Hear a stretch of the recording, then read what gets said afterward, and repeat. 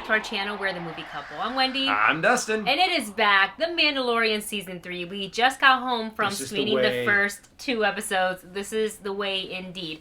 So you guys have seen us do this before where we get invited to screen the first episode or the first 2 episodes of a Disney Plus show, whether it be Star Wars or Marvel. And that means we're not able to technically react to it because we've already seen it. We don't want to do a repeat because then reaction's not genuine. But we are going to talk about it. So we are going to keep this as spoiler free as possible. There are tons of creators that are going to be putting out reaction videos tonight. So if you're looking for those, definitely go check those out. We highly recommend Late to the Party, Preview, The Rejects, you already know. But yeah, we're going to go ahead and get into talking about it. No spoilers for this one, just a review, and then we will resume reactions, the normal reactions, by episode 3.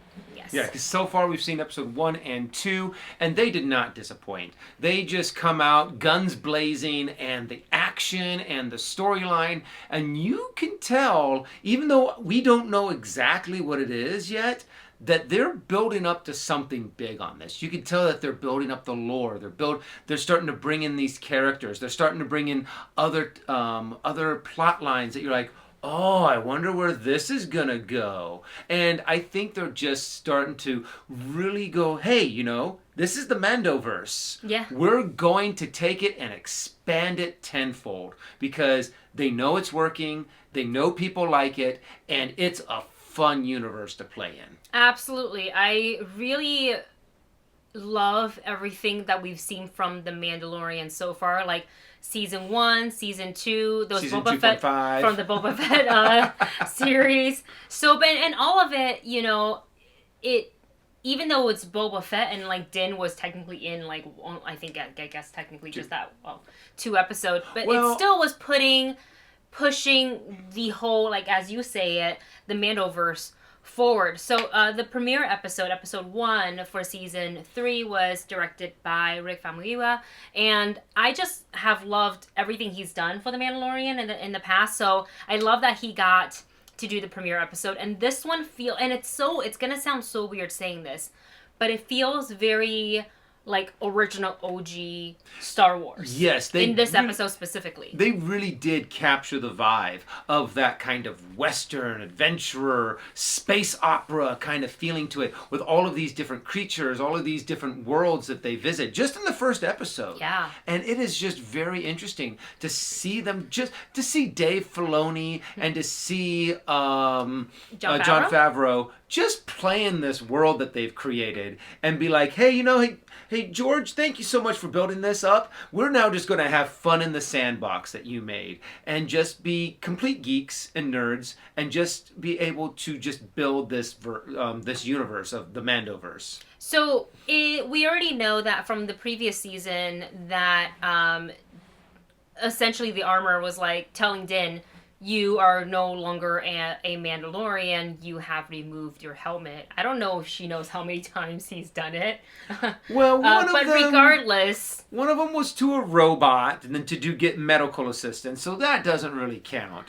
But the one where he actually chose to take off his helmet in front of Grogu, yes, and everybody else that was in the room. Yes. So and also in front of Luke Skywalker. Yeah. So by that he is deemed no longer a Mandalorian, and that is something that is so important to Din. So he seeks out, what is the way I can sort of redempt myself. This is his redemption story. Which, I feel, for me, and I'm just because we've seen other Mandalorians remove their helmets. Bo-Katan. Yeah, all of Bo-Katan's crew, too. Yeah, they have all done it. So, to see Din seeing that, but still believe really strong, we know that this is something so important to him. So, and we already know from the trailers that they do go back to what he goes back to Mandalore as a part of his, I guess, redemption arc. It's kind of like a, what is that called? A religious trip, a religious journey that you take.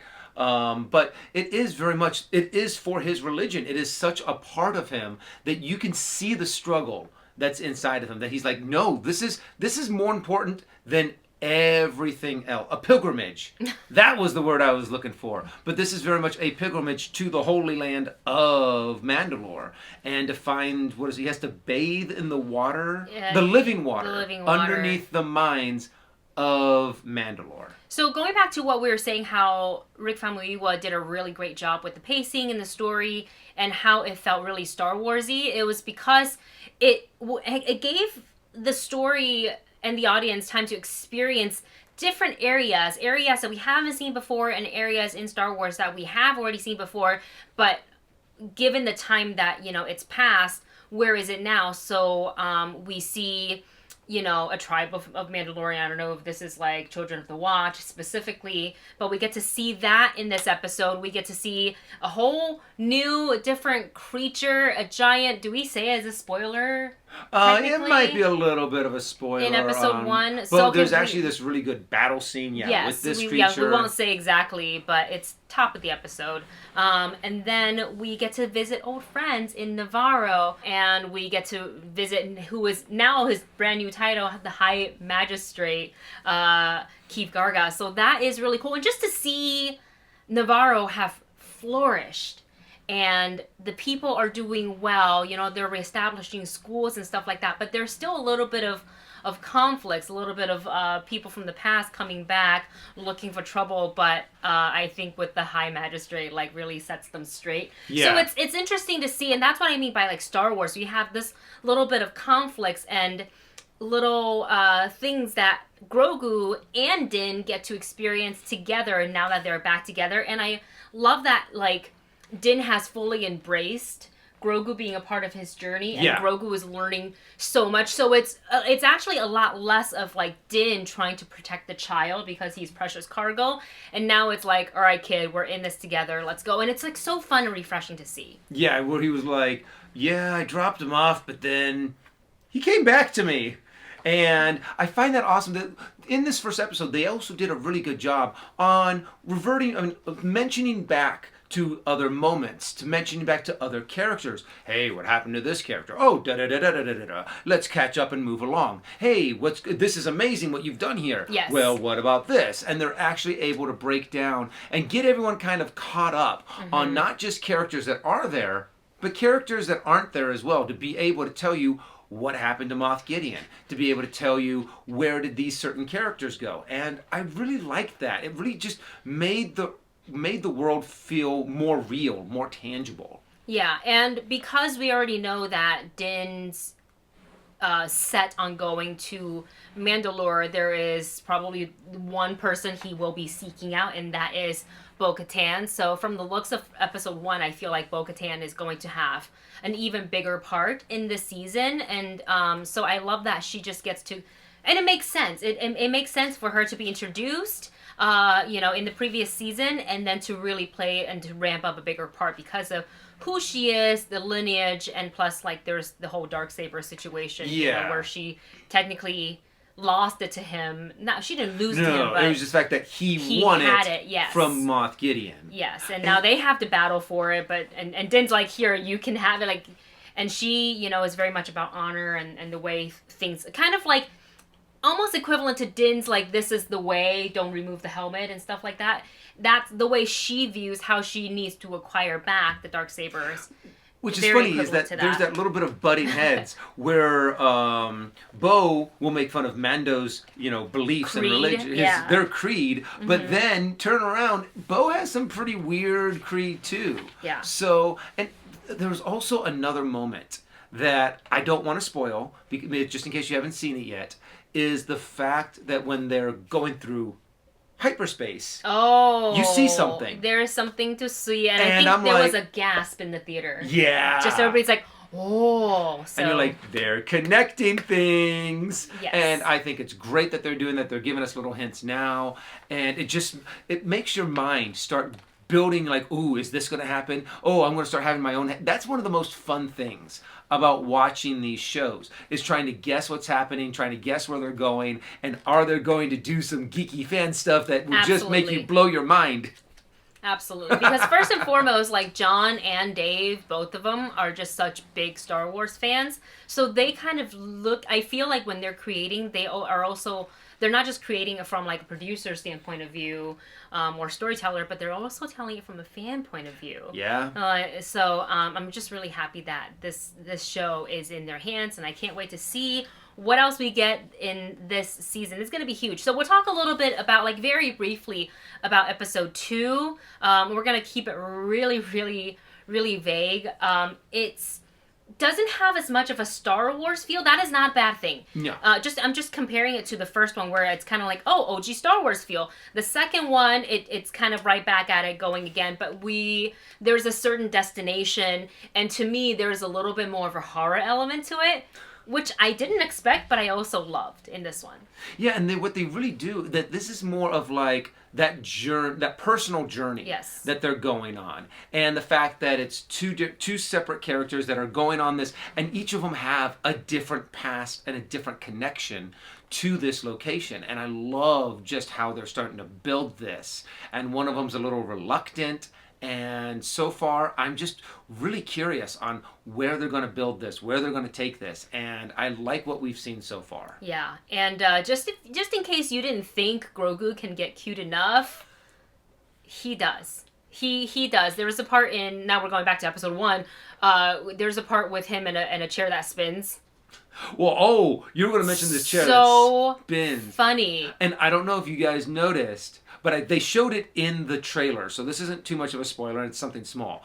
But there's a moment where there's a candy on the desk, and he uses the Force to take it away. And when you look close at it, that looks like a Reese's Pieces. I mean, it's just like the little aliens macaroon eating Reese's Pieces, like say E.T. And E.T. was also in Star Wars. They were in that Senate room. You could see some of the E.T. characters. So that means Reese's Pieces are canon in the Star Wars universe. It is now. So overall, we're just so excited that, one, The Mandalorian Season 3, it is back. And I don't think I realized how much I missed it. Yeah. Until I got it. Like, my heart is so full. I'm so happy to see the duel that is Grogu and Din back on the big screen. And I love that we're getting to see the characters, you know, with Bo-Katan, and just, like, I don't want to say too much, but, you know, this is just very exciting. And I think this show has the right people and the right minds, right creative minds working on it. It's very cohesive, and they know. I know there was a comment that, like, Favreau said that it was trending on Twitter, how he say there's, like, no plan. And I was like, well, of course he's going to say no. He's not going to tell you the plan. Here's the plan, and this is what we're going to know. So just to kind of squash everything and to kind of get away from that question, it'd be like, there is no plan, but we're feel flying like by the seat of our pants. Absolutely not. This is planned out for, I don't know how many seasons, but I hope for at least 2 more. But I feel like we can get way more. So yeah, I mean, we know that they're going to be connecting Ahsoka to it. We know that there's going to be a season 4. And I think the skeleton crew is supposed to be connected somehow as well. Skeleton crew. Do we know if has season 4 of Mandalorian been greenlit? I don't think it's announced, but I feel like it's kind of, this is something okay to assume. Yeah, I'm pretty sure there's going to be a season Because there's 4. only 8 episodes in season 3, so I know. Oh. We always want more. In any case, you guys, that is it for our very vague, we try very hard to be spoiler-free, review of season 3, episode 1, and a little bit of talk of season 2, of episode 2 overall.